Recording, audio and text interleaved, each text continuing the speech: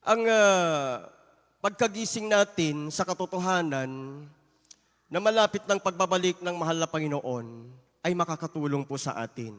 Makakatulong sa atin. Bakit? Dahil kapag hindi po tayo magising pa sa katotohanan na hindi pa malapit ang pagbabalik ng mahal na Panginoon, tayo po mga minamahal, praise God, ay hindi pa lubusang naniniwala na malapit na talaga babalik ang mahal na Panginoon. Tayo po mga minamahal ay hindi po magpapakainit sa paglilingkod sa mahal na Panginoon. Pwedeng pabanjing-banjing muna, pwedeng magtapat 50% lang. Amen? Pwedeng sumunod sa kalooban ng Diyos, 50% lang. Pero kapag tayo magising talaga, mga minamahal, maniwala talaga, dahil ito naman talaga ang katotohanan, na malapit nang bumalik ang mahal na Panginoon, mga minamahal. Praise God. Lahat ng paraan at alam natin na tayo po ay maging tapat sa paglilingkod sa mahal na Panginoon, ay gagawin na natin lahat, mga minamahal. Porsigino na talaga natin gagawin, mga minamahal. Dahil alam natin na lahat, mga minamahal ko, praise God, na mga bagay na nandito sa lupa ay masisira lang. Alam natin, mga minamahal, na lahat, mga minamahal ko, na pinapakinabangan natin dito sa lupa, mapupunta lang sa walang halaga, mga minamahal. Natin magsabi ng praise the Lord. Hindi tayo galit, mga minamahal. Nanggigising lang tayo. Palakpakan po natin ang ating mahal na Panginoon, mga minamahal. Kagaya ng halimbawa natin kanina, nagalit, mga minamahal, yung aking kapamanggagawa na isa. Kasi nga, ang ingay-ingay nung nanggigising. Ngunit nung bandang huli, naintindihan niya na para pala sa kanya, mga minamahal, yung ginagawa ng ating mahal na kasama, mga minamahal ko, kusa na siyang sumunod, mga minamahal. Dahil ito ay para sa kanyang ikabubuti. Palakpakan po natin ang ating mahal na Panginoon. Natin magsabi ng praise the Lord. Nung panahon ng pandemic, mga minamahal, nung panahon ng pandemic, di ba nung panahon ng pandemic, nagising tayo sa katotohanan na ang hirap pala hindi makapagkrusada. Natin magsabi ng amen. Ang hirap pala hindi makapaghayo, mga minamahal. Gustong-gusto nating makapaghayo dyan sa labas, nahirapan tayo, mga minamahal. Ibig sabihin, paggising ng mahal na Panginoon yon. At ito yung panahon, mga minamahal, na binigyan ulit tayo ng kaalayaan na maisagawa natin yung mga bagay na pinaghihirapan natin gawin nung panahon po na iyon. Natin magsabi ng amen. Na tayo magkrusada, may pahayag ang ebanghelyo ng mahal na Panginoon, makapagbigay, makapag-ambag ng pagliligtas ng mahal na Panginoon, makapag-ambag sa pagliligtas ng mahal na Panginoon. Mga minamahal, natin magsabi ng amen. Balikan po natin, mga minamahal, yung talata na ating binasa, 12 hanggang 16. At sinabi ng mga lalaki kay Lot, mayroon ka pa ritong kamag-anakan? Ang iyong mga manugang at ang iyong mga anak na lalaki at babae at ang lahat ng iyong tinatangkilik sa bayan ay ipag-alis mo sa dakong ito, mga minamahal. Yon ang mensahe ng mahal na Panginoon kay Lot. Natin magsabi ng amen. Sapagkat aming lilipulin ang dakong ito dahil sa napakalakas ang kanilang sigaw sa harap ng Panginoon. At kami ay sinugo ng Panginoon upang lipulin, mga minamahal. Diyan muna, mga minamahal. Purihin ang ating mahal na Panginoon. Sa katunayan, bago nangyari yan, mga minamahal, bago nangyari yan, nung nag-uusap ang mahal na Panginoon at si Abraham, bago sila pumunta sa Sodoma at Gomora, sabi ng mahal na Panginoon, kung makakasumpong lamang ako ng 50 banal doon sa Sodoma, alang-alang sa 50 banal, hindi ko gugunawin ang Sodoma at ang kapatagan. Bumaba hanggang 10. Mahal na Panginoon, paano po kung 10 banal ang matatagpuan mo doon sa Sodoma? Mahal na Panginoon, gugunawin mo ba? O parurusahan mo ba yung bayan ng Sodoma at ang kapatagan alang-alang sa nakasama ng 10 mga banal? Sabi ni Abraham. Ngunit sabi ng mahal na Panginoon, alang-alang sa 10 banal, 10 matuwid, hindi ko gugunawin ang Sodoma at Gomora sa lahat ng kapatagan. At magsabi ng amen. Kung mga minamahal, si Lot at ang kanyang sambahayan ay gising sa paglilingkod sa mahal na Panginoon, o sila'y gising, mga minamahal, sila'y tapat, mga minamahal ko na sumusunod sa kalooban ng mahal na Panginoon, hindi nagunaw ang Sodoma at Gomora. Hindi nagunaw hindi namatay ang mga hayop doon. Hindi nagunaw ang syudad. Mga minamahal, nagkaroon pa sila, mga minamahal ng tsansa na makapagsisi. Ngunit hindi po nasumpungan. Mga minamahal, hindi nakasumpong ang mahal na Panginoon o ang mga anghel ng 10 matuwid doon sa Sodoma at Gomora. Ngayon, mga minamahal, kapag tayo po ay gising, matapat, mga minamahal, nasusunod sa kalooban ng mahal na Panginoon, yung bilang natin na ito, kung hahanapan tayo ng mahal na Panginoon, mas marami pa na bilang. Dahil may chance pa po tayong magkrusada, ipalaganap ang salita ng mahal na Panginoon, ang kabutihan ng mahal na Panginoon, mga minamahal, na sa paglilingkod sa mahal na Panginoon. Mga minamahal, sa paglilingkod sa mahal na Panginoon, praise God, ay marami tayong makakamtan ng mga pagpapala. Yung mga tao na ating masabihan, sila po ay magiging matuwid.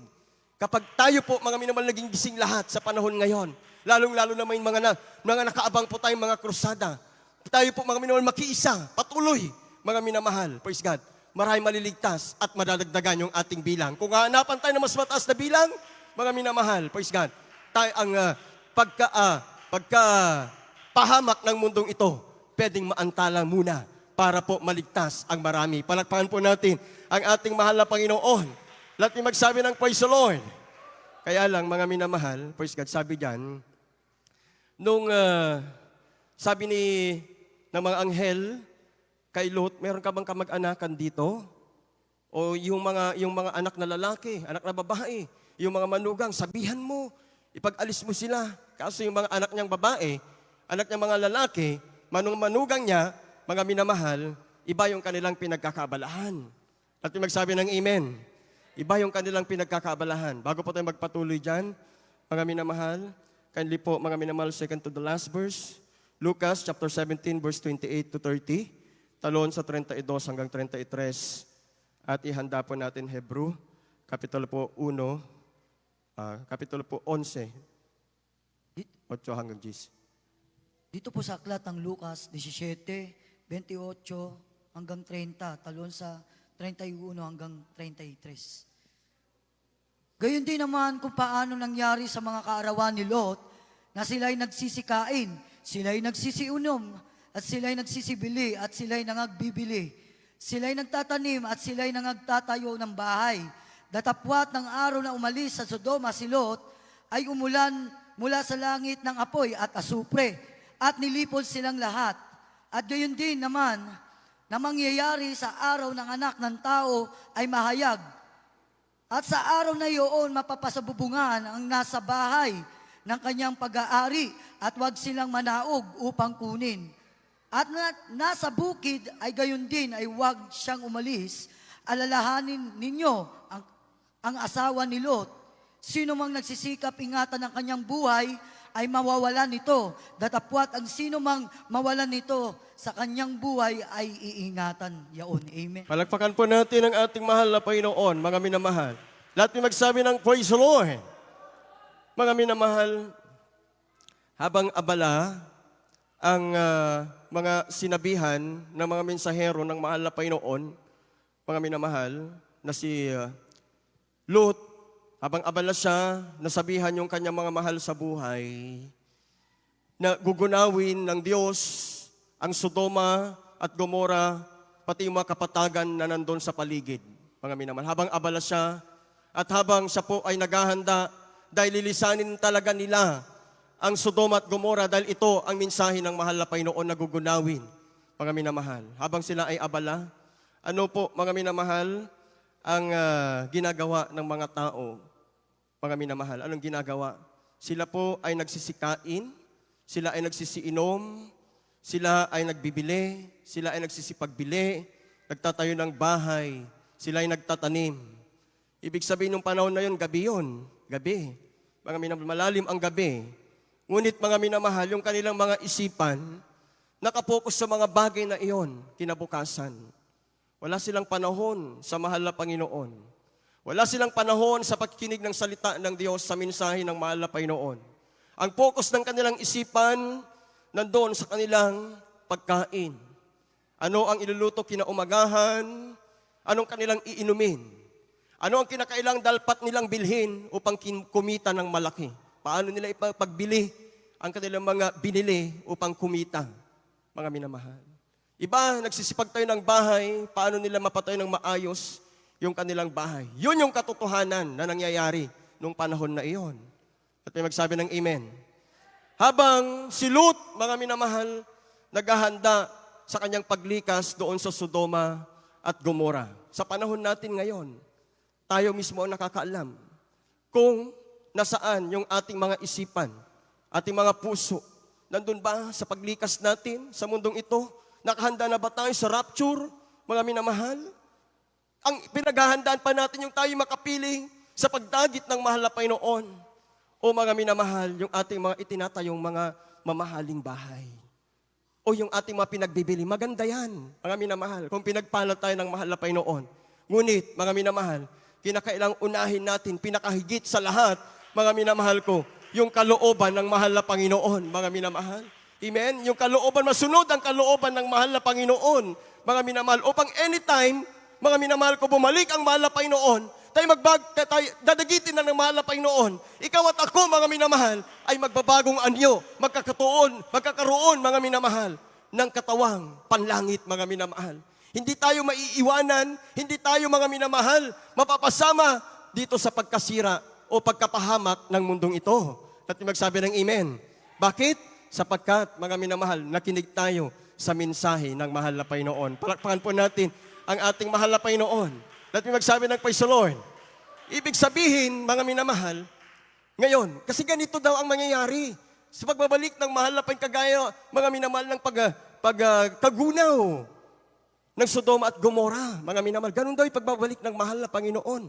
Ngayon, mga minamahal, ginigising tayo sa katotohanan, nagigising tayo sa katotohanan na malapit na pagbabalik ng mahal na Panginoon, mga minamahal.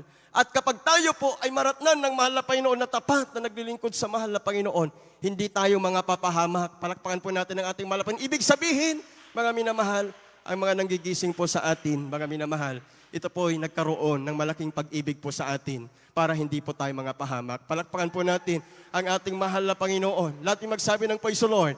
Sapagkat sa ganang amin lang, mga minamahal, kung hindi nangungusap ang mahal na Panginoon, mas magandang mangaral na lang na mangaral, mga minamahal, na mga bagay na wala pong magagalit, mga minamahal, kapag nangaral po tayo patungkol sa end time.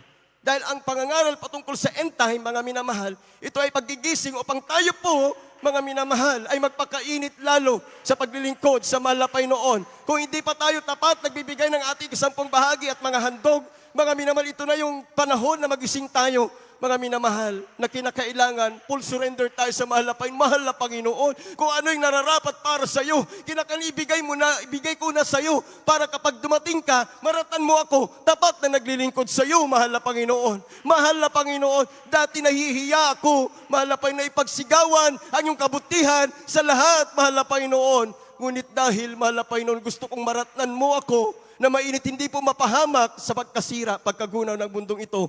Lahat ng pangungusap mo, maghahayon, na ipahayag ko ang iyong kabutihan.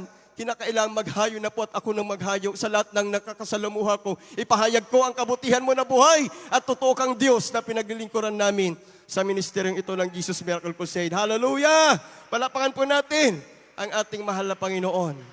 Magpasalamat tayo sa ating mahal na pastor, mga minamahal. Dahil sila ng ating beloved assistant pastor, mga minamahal. Dahil sila yung unang ginamit ng mahal na Panginoon na magising po tayo na wala pong pinakamahigit, mga minamahal ko, na gagawin ng isang tinawag ng mahal na Panginoon, kundi ang magpakainit sa paglilingkod sa mahal na Panginoon.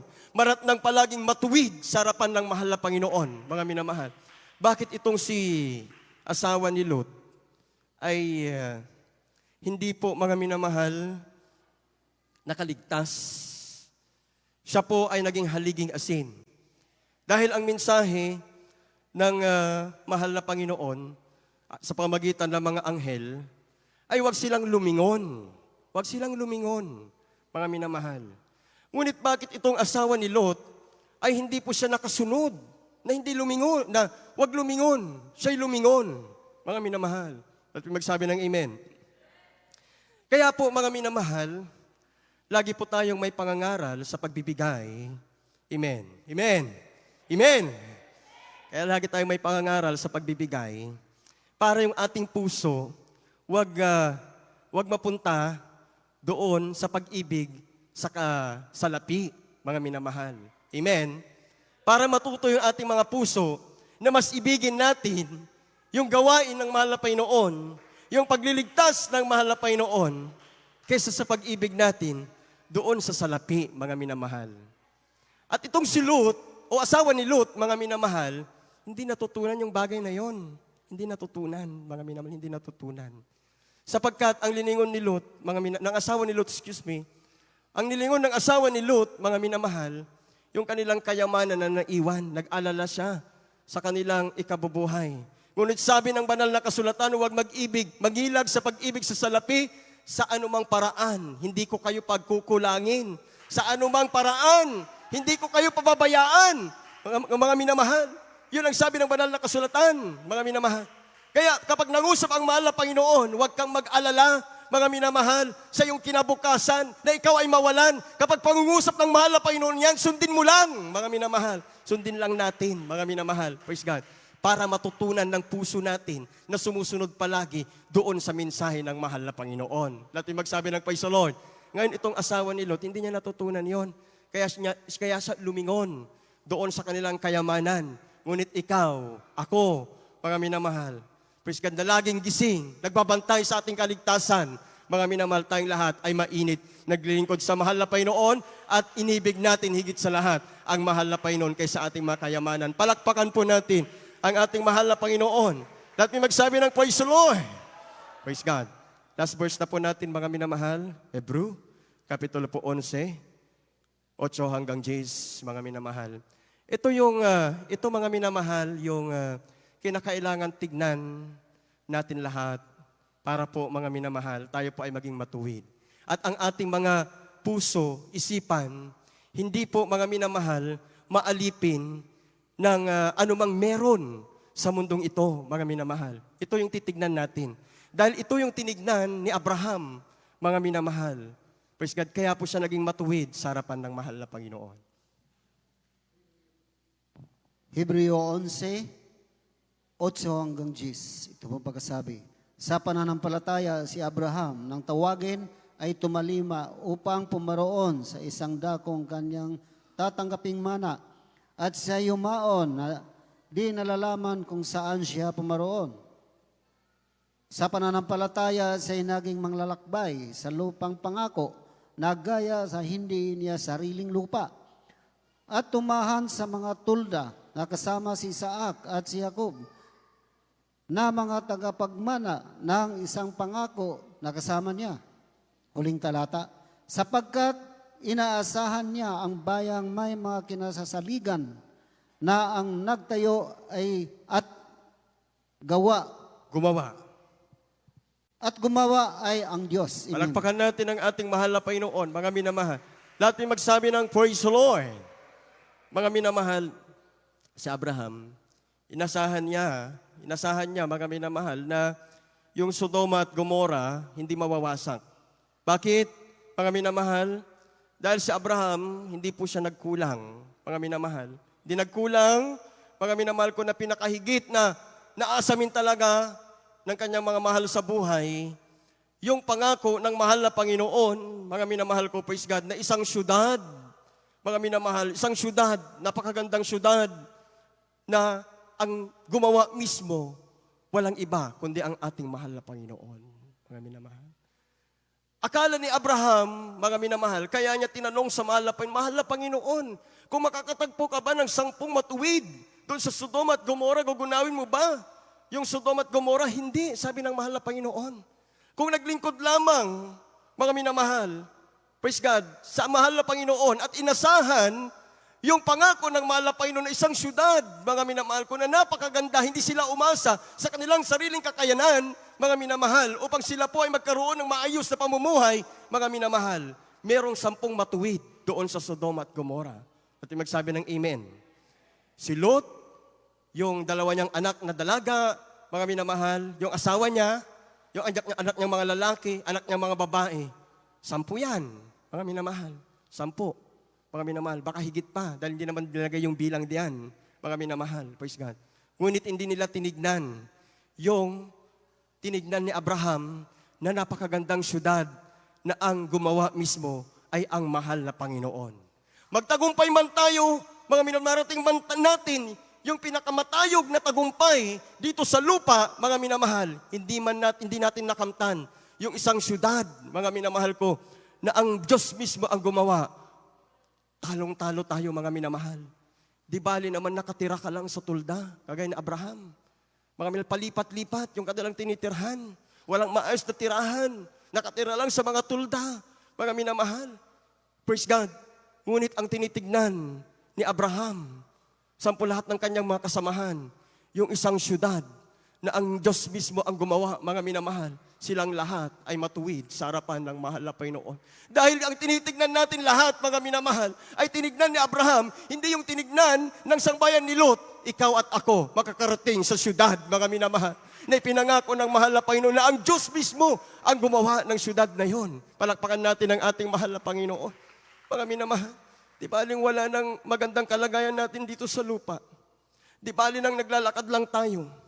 Di bali na mga minamahal, na minsan yung ating mga tirahan, mga minamahal, minsan tumutulo. Wala naman yatang ganun ngayon, mga minamahal. Amen. Palakpakan natin ang ating mahal na Panginoon. Mga pinagpala na tayo ng mahal na Panginoon. Amen. Wala naman yatang ganun ngayon na, mga minamahal. Napagtagumpayan na ng mga naunang Kristiyano yung mga pagsubok noon. Ngayon, mga minamahal, mayroong mga pagsubok, kaunti at saglit na lang. Mga pinagpala na tayo ng ating mahal na Panginoon sa paunat panalangin ng ating ginagalang malapastor. Mga minamahal, ang aral dito, mga minamahal, ang aral dito. Kinakailangan magsigising tayo sa matinding pagkakagising. Hindi na natin gayahin o hindi na iwasan na natin na mangyari sa atin ang nangyari sa sangbahayan ni Lot, mga minamahal, sa sangbahayan ni Lot at yung buong Sodoma at Gomora. May kapangyarihan tayo na mabago yung sitwasyon. Kung tayo po, mga minamahal, ay gising palagi, mga minamahal, mainit na naglilingkod sa mahal na Panginoon, nakikiisa tayo, mga minamahal, sa kalooban ng mahal na Panginoon pagligtas, mga minamahal, praise God, madatnan tayo, praise God, na tayo po ay umaawit sa mahal na Panginoon. Madatnan tayo ng mahal na Panginoon, na tayo po, mga minamahal, praise God, ay mainit na nagpupuri sa mahal na Panginoon. Inaabangan natin palagi ang gawain ng mahal na Panginoon upang makadalo, mga minamahal. Kung may krusada, tuwang-tuwa tayo, mga minamahal, sapagkat tayo makakapagpahayag muli ng salita ng mahal na Panginoon sa ating mga kababayan, magkaroon ulit ng pagliligtas ng mahal na Panginoon. Inaabangan natin, mga minamahal, ang mga gastusin. Inaabangan natin ang mga gastusin. Amen? Ganyan ang mga taga-Jesus Miracle Crusade. Inaabangan ang mga gastusin para sa gawain ng mahal na Panginoon upang makapagligtas pa po tayo ng maraming kaluluwa. Palakpakan po natin ang ating mahal na Panginoon. Lahat may magsabi ng praise the Lord. Praise God. Kaya yung binanggit ng nangasiwa po sa atin, may mga naka-line up tayong mga barangay crusade. Pagpapala ba yun?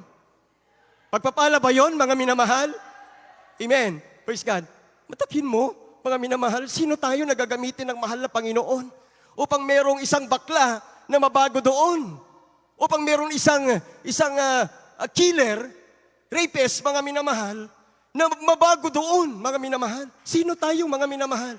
Ngunit, mga minamahal, dahil tayo ay gising, mga minamahal, kinahabagan tayo ng mahal na Panginoon gagamitin, mga minamahal, sa pagliligtas ng marami. Dahil ganun tayo dati. Ngunit, mga minamahal, ang ating beloved pastor, beloved Mama Dear, sila po, mga kailanman hindi natulog sa paglilingkod sa mahal na Panginoon. Mga minamahal, naging tapat sa paglilingkod sa mahal na Panginoon. Ilang 40 days, 90 days, 21 days, mga minamahal. Praise God, siguro kakaunti lang, mga 10 days, mga minamahal, halos longer fasting, mga minamahal.